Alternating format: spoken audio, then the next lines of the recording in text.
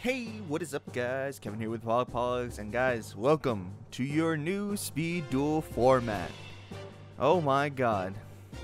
We have a lot to unpack here. 38 individual cards to actually talk about, 4 skills, and some pretty impressive fusion monsters for a certain deck, which we'll be going over first. So without further ado, we have to get straight into this or else we're just going to take too long.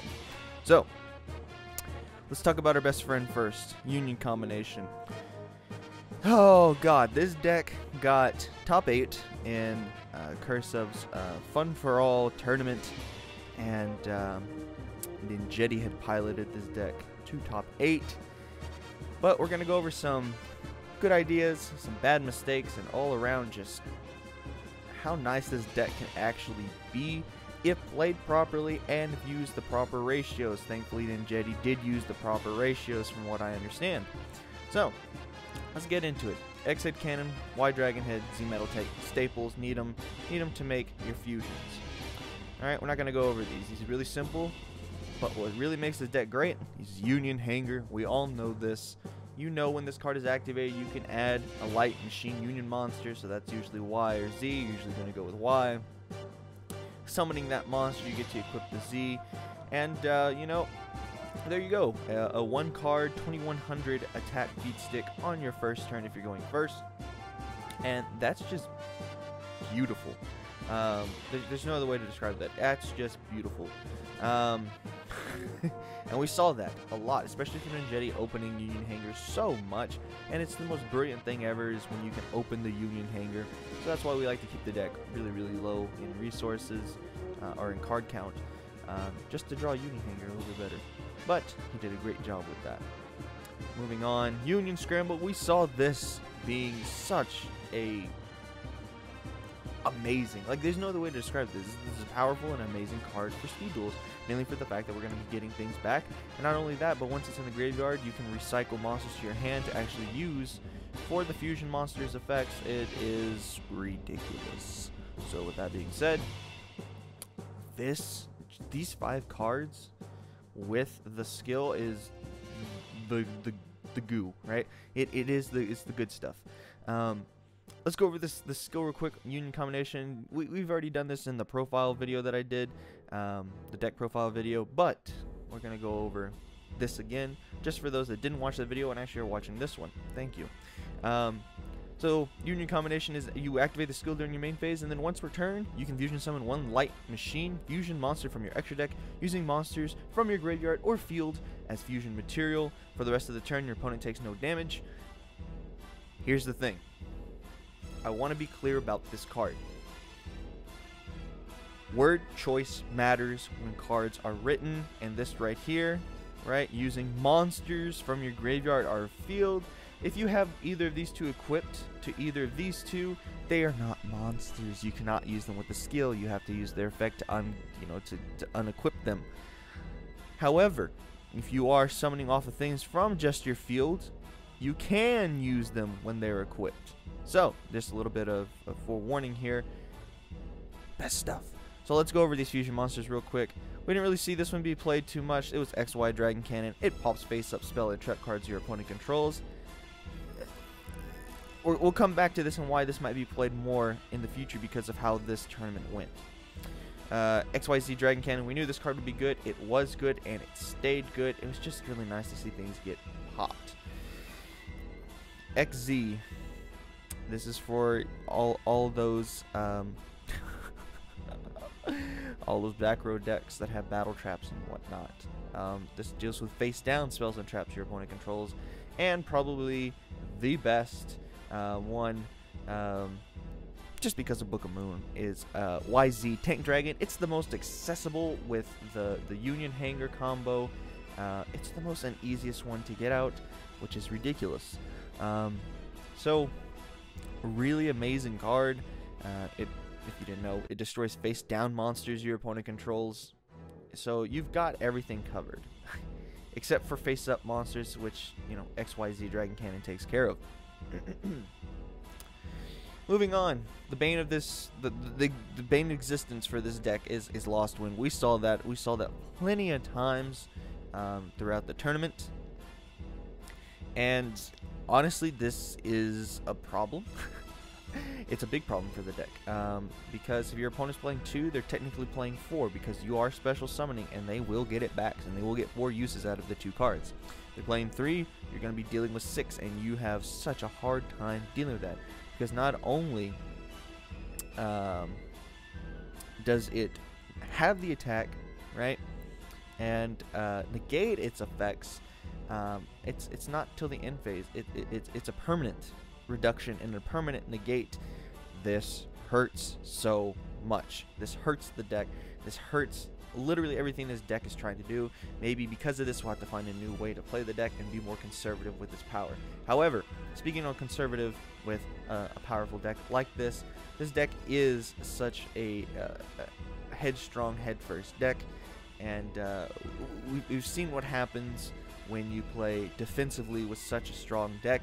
You lose. There's no way around it. If you play defensively with what is supposed to be an aggro slash you could say control type of deck, you're going to lose. Please, for the love of God, if you're going to play this deck, play it the way that it's meant to be played, and that is aggressively. Now, if you come up with a new idea because of this, to play it, you know, in a more control variant, which, you know, we'll get over to another deck that was thought to be, you know, powerful and you know, aggressive, but turned out to be a more control deck.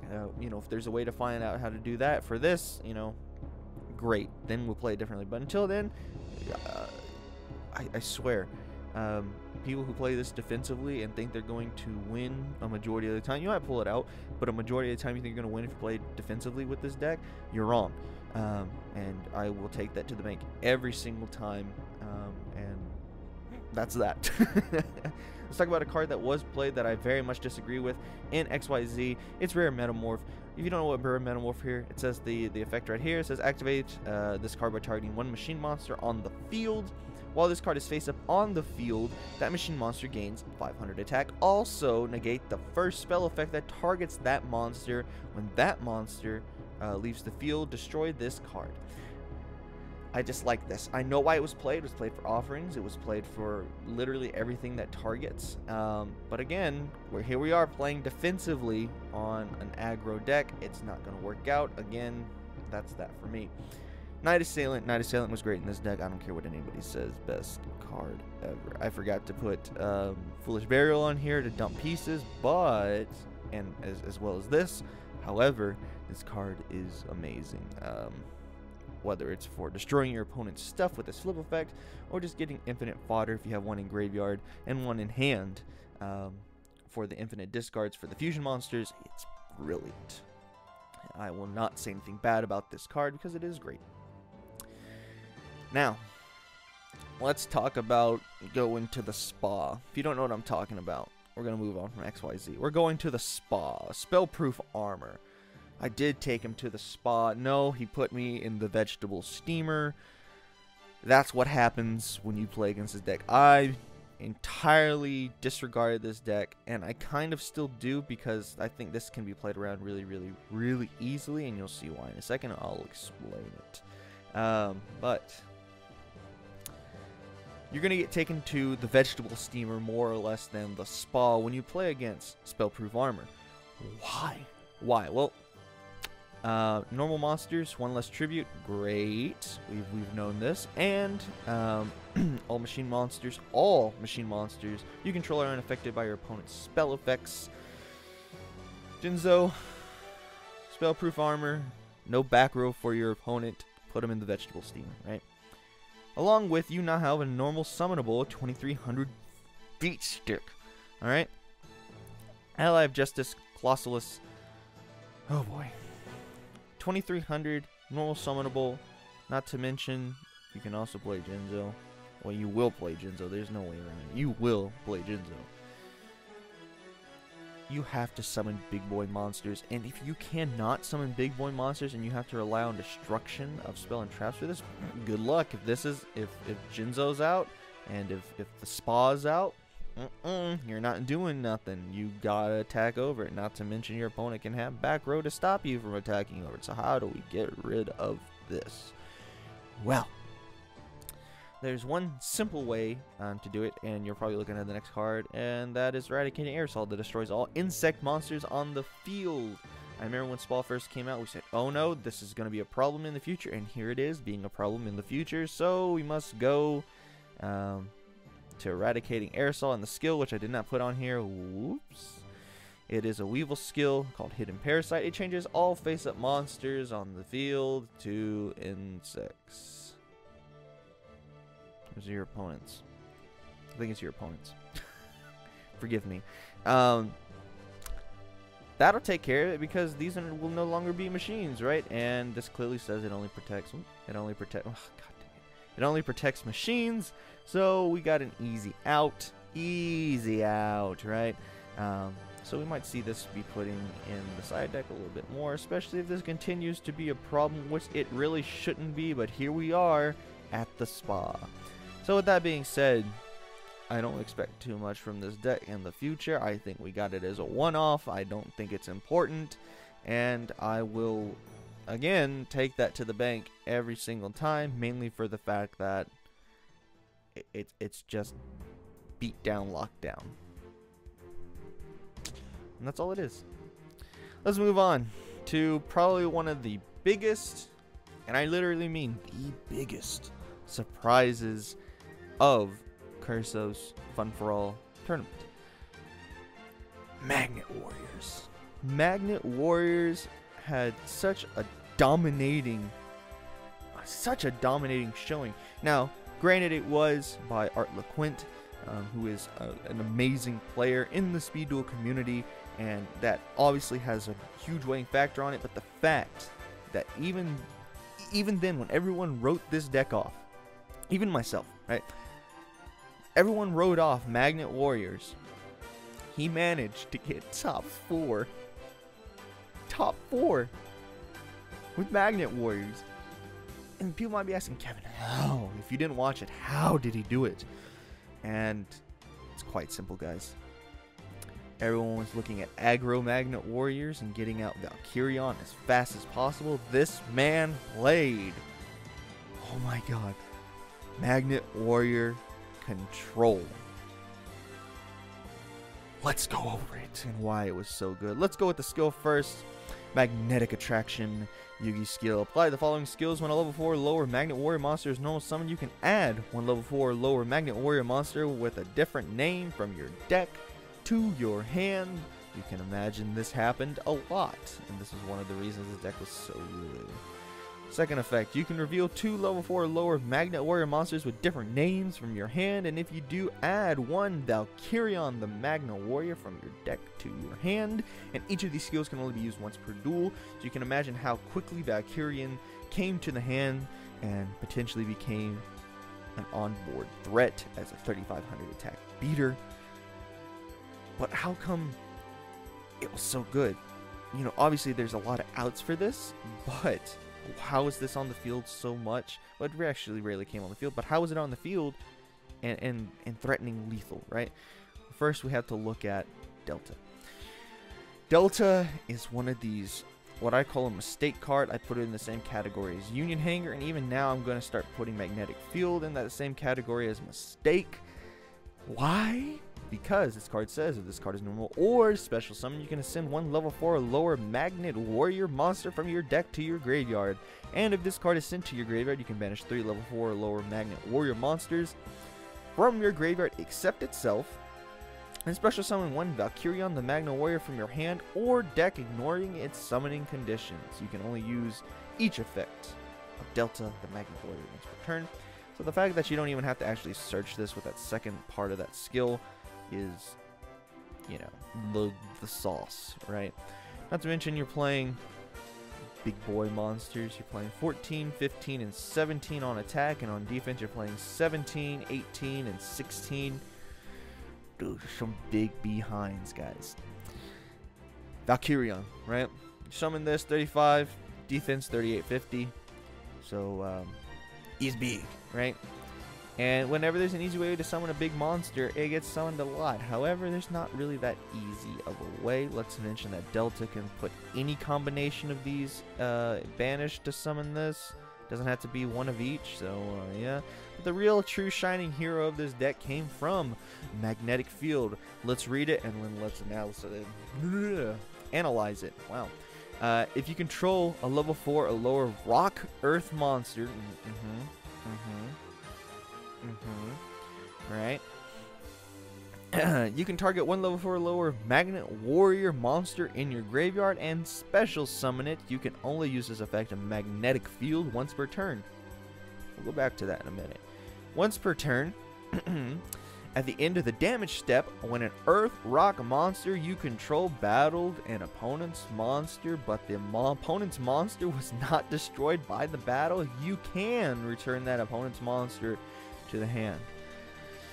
That second effect is what made this deck so good and why this deck had such an easy time dealing with so much of the meta. So much of the meta.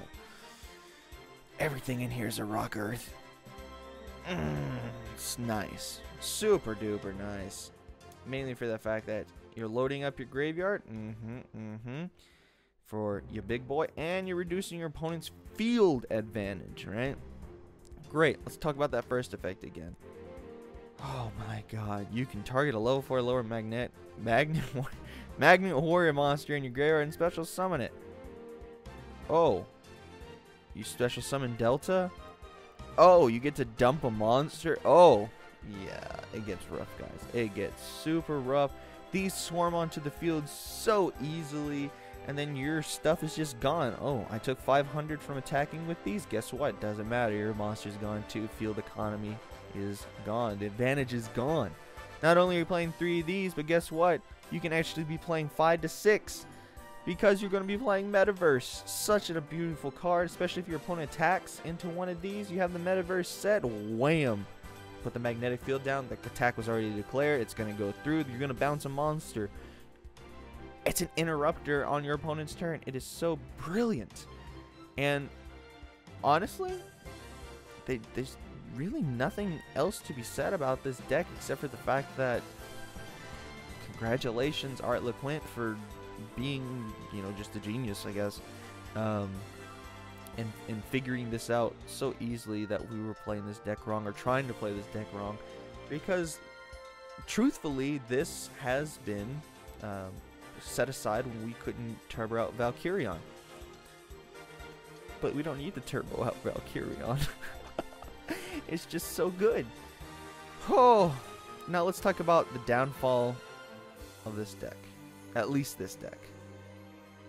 His name is Breaker, and he's a magical warrior.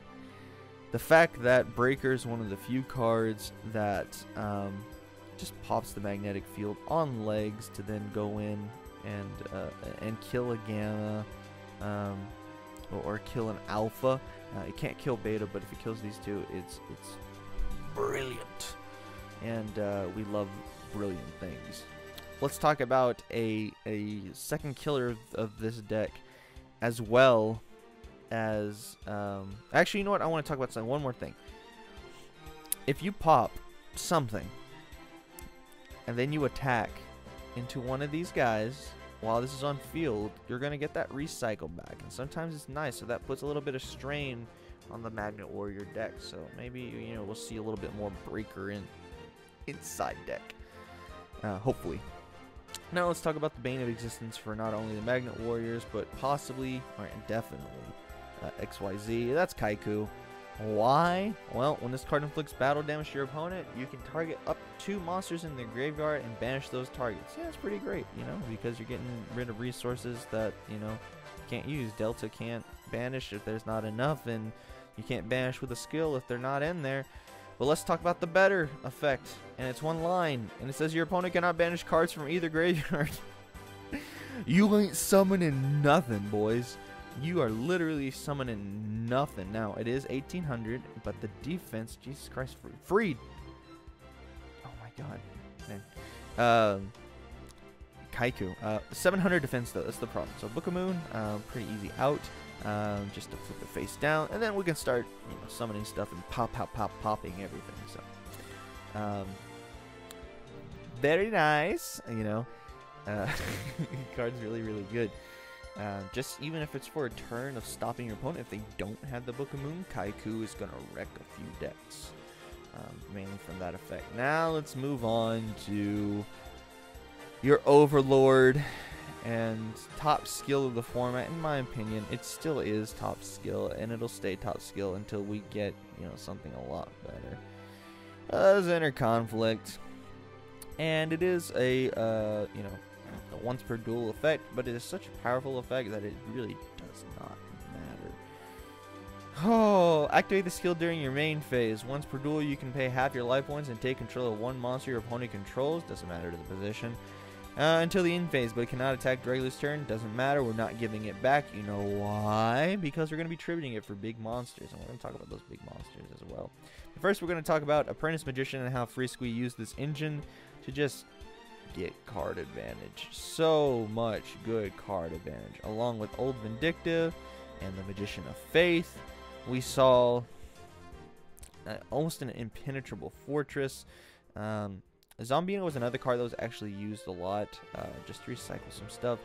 Let's talk about Apprentice Magician and how we can actually put counters on Breaker with Apprentice if it is summoned. Oh yay, we get a 2-for-1. If this is still set from the previous turn, we play Breaker, we get to pop a card. Guess what? We flip Apprentice, we get to add a counter, we get to pop another card or attack with a 1900 beat stick. Doesn't matter. Really, really good. Moth put in so much work. Magician of Faith is one of the best cards, mainly for the fact that we have so many powerful spell cards now that it's such a good card. It is nice, you know, and we can get it out easily. It's great. Talk about Book of Moon. Hey, such a powerful spell card for the format. We did see it get used a lot, offensively and defensively. There's not much to say about this. Reset your flip effect monsters, set your opponent's stuff, set your stuff. If you're going up against the Floodgate Trap Hole and your stuff gets floodgated, you can protect it with Book of Moon. Let's talk about the Soul Exchange. Let's talk about the Soul Exchange. The Soul Exchange is an equal or less value of Inner Conflict. No, you don't lose life points, but you lose your battle phase. Who cares? We can get rid of an opponent's resource for our own. He's worth it. Because there were so many that were played. Let's talk about them. Blowback Dragon. At least Freesquee played this. It put in work.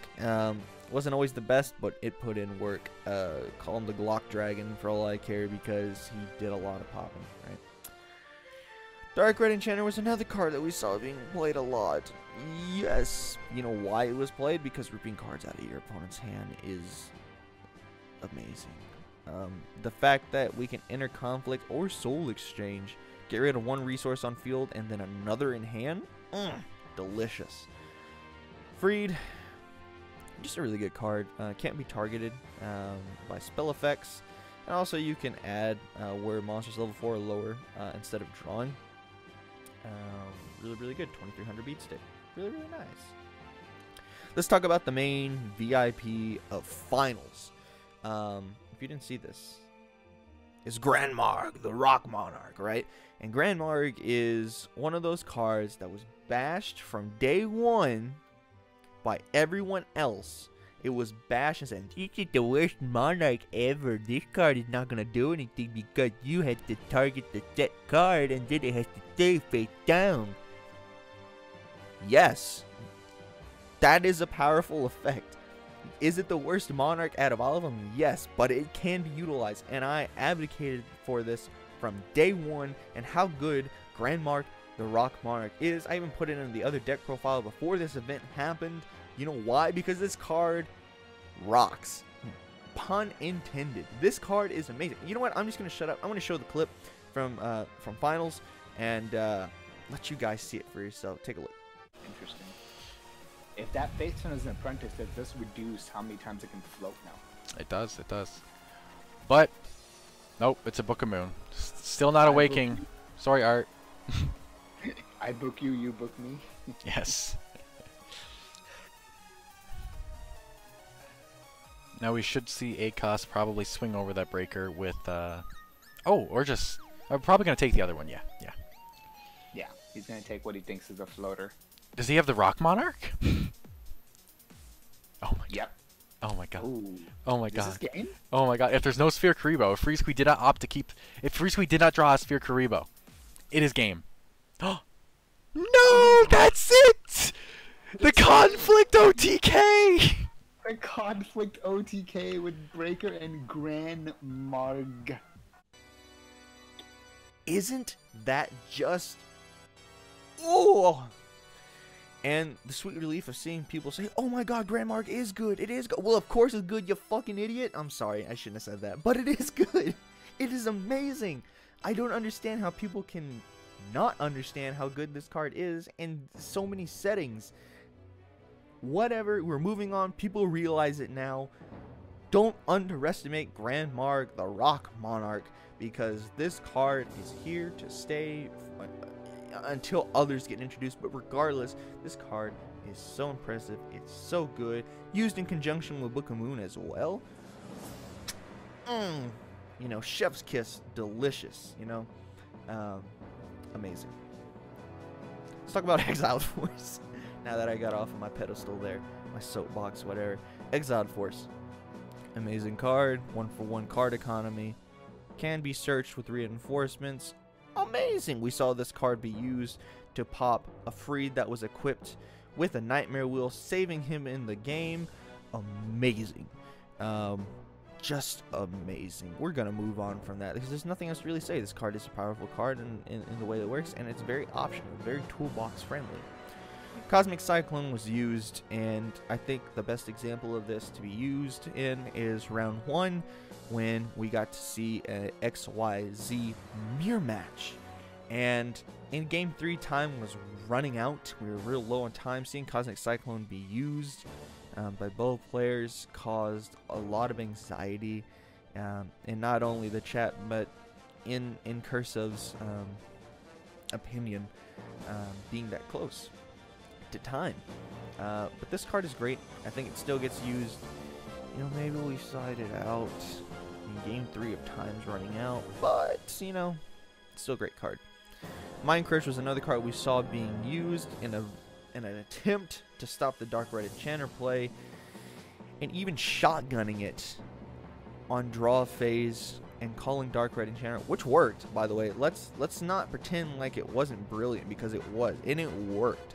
However, there was another monster that could be summoned from the hand that was tribute fodder. So Mind Crush being, you know, useful, but not completely stopping the opponent. Such a great card. Want to see more of this.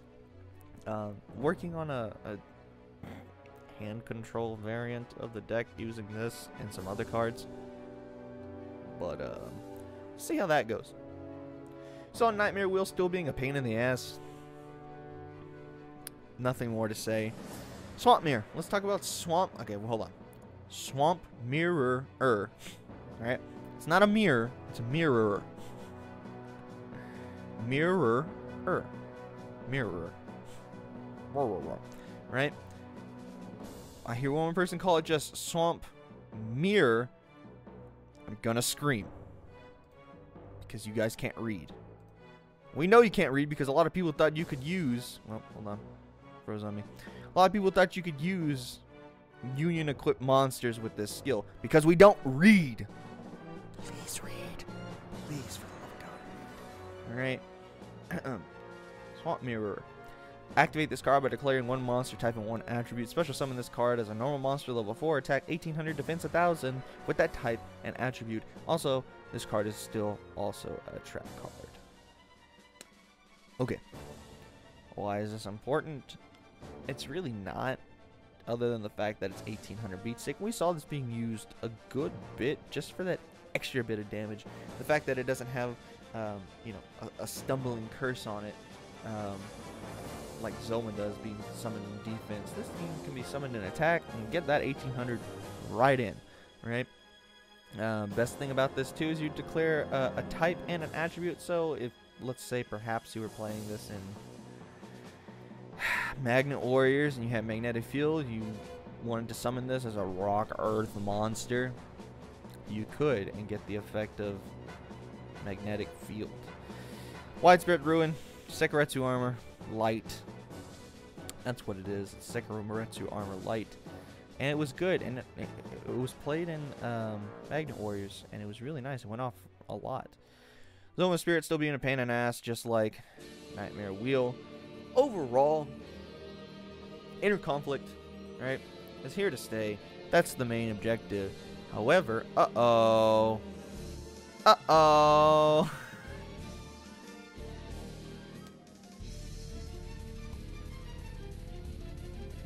Uh-oh. Inactivity, I've been clicking on cards, you bastard. Alright, we're just gonna leave it here, right? What I'm saying though is that Inner Conflict is still the top portion skill that you will see being played, right? Magnet Warriors are gonna be a problem in the future. Which is now. Future is now, old man. Right? Oh, site can't be reached. My internet's down. Okay, so Inner Conflict and Magnetic Attraction with Magnet Warriors, super duper good. Expect to see more Union combination with Xyz Dragoncannon, and from there though, there's not much else other than the fact that it's gonna be a fun format. Can't wait to see more. Can't wait to see people try out other decks overall, but for the most part, it's gonna be great. It's gonna be amazing. And I can't wait for more. I can't wait to see more people playing decks, especially when it comes to Curseof's other tournaments. Go check out his Discord, link down in the description below. Also, go check out his Twitch for when those tournaments happen. If you haven't checked out his Twitch yet, I'll link that down below as well. And yeah, what do you guys think? I can't wait. Don't forget to leave a like, comment, subscribe, maybe a share here or there. Go to check out all the links down in the description below. And as always, guys, this was Kevin with P.O.G. Until next time, see ya.